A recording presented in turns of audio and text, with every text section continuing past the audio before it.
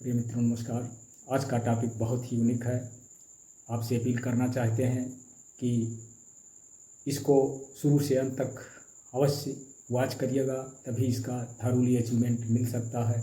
आज का टॉपिक हृदय रोग, जो आए दिन दिखने को मिलता है कि हार्ट ब्लॉकेज हो जाता है।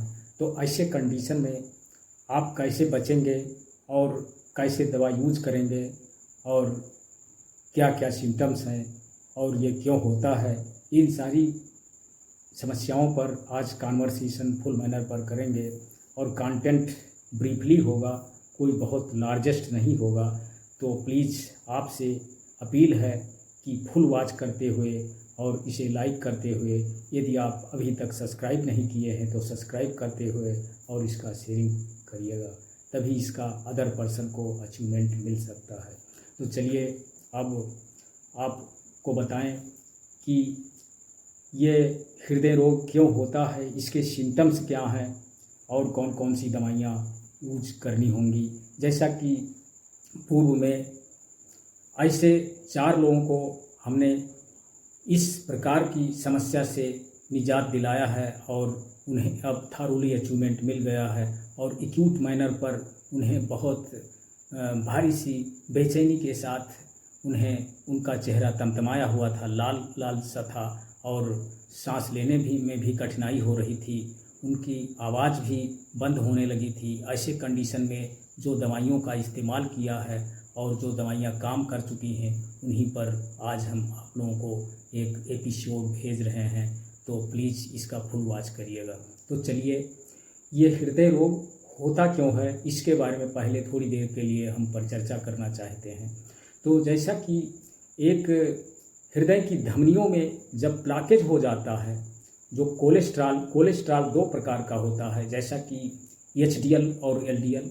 यदि आप में एलडीएल बढ़ गया, यानी बैड कोलेस्ट्रॉल जो होता है वो बढ़ जाता है, तो क्या होता है कि हृदय की धमनियों में ब्लॉकेज होने लगता है।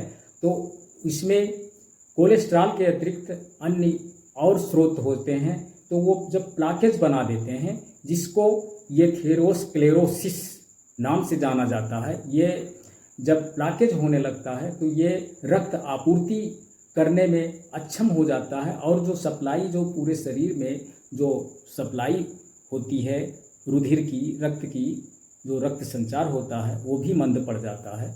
तो ऐसे कंडीशन में होता क्या है कि उसको एंजाइना भी हो सकता है, कहीं दर्द होने लगा लेफ्ट में, कहीं हार्ट में कहीं दर्द भी, यानी पल्पिटेशन बढ़ने लगा और जो है कुल मिलाकर के उसको बेचैनी भी होती है और उसको कुछ हाइपर हाइड्रोसिस होने लगता है, यहीं से भारी सा पसीना भी आ सकता है। ऐसे सिम्टम्स भी क्रिएट हो सकते हैं, सीने में भारी भारी सा लगना, यहाँ कहीं दर्द होना, ऐसे सिम्टम्स, ऐसे बहुत सारे सिम्टम्स क्रिएट होते हैं।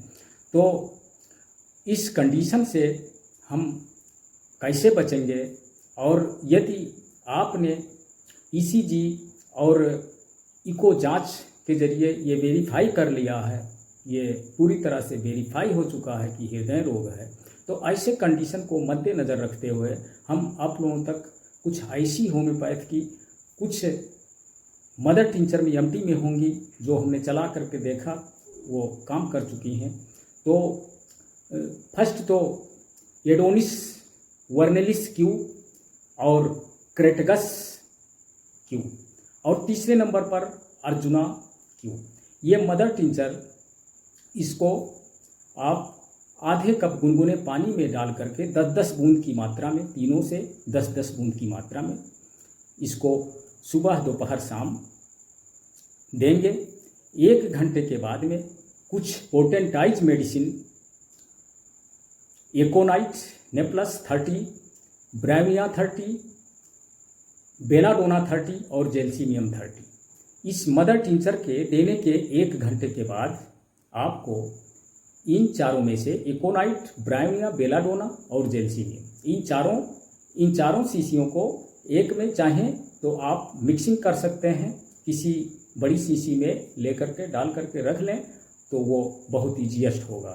तो इसको टंग डोज 5-5 बूंद की मात्रा में दिन में 3 बार, ये ऑर्डिनरी माइनर पर सामान्य तौर पर इसको आप इस तरीके से लेंगे। लेकिन अगर एक्यूट है, अगर तुरंत किसी को इस तरीके से हो गया है तो ऐसी समस्या है, वो ब्लॉकेज हो जाने वाला है, तब आप क्या करेंगे? तो आप बताई गई मदर टिंचर को तीनों में से 10-10 बूंद आधे कप पानी में डाल करके और उसको पिलाएंगे रोगी को, और उसके आधे घंटे के बाद ये 4 दवाइयाँ आप देंगे और उसको इस तरीके से दिन में 2-2 घंटे पर आप देते रहेंगे। और कुछ समय तक आप, यदि वो पुराना रोगी है तो उसको 4-6 महीने इस तरीके से यूज करा देंगे तो वो हमेशा के लिए बिल्कुल वेल हो जाएगा। ये आजमाइश की हुई मेडिसिन है, ये काफ़ी कार्य कर चुकी है, तो ये आप लोगों को बताए हैं। तो अब आपसे पुनः अपील करना चाहते हैं, प्लीज़ इस एपिसोड को पूरी तरह से शेयरिंग करिए, और यदि अभी तक आप सब्सक्राइब नहीं किए हैं तो सब्सक्राइब कर दें। धन्यवाद। जय हिंद, जय भारत।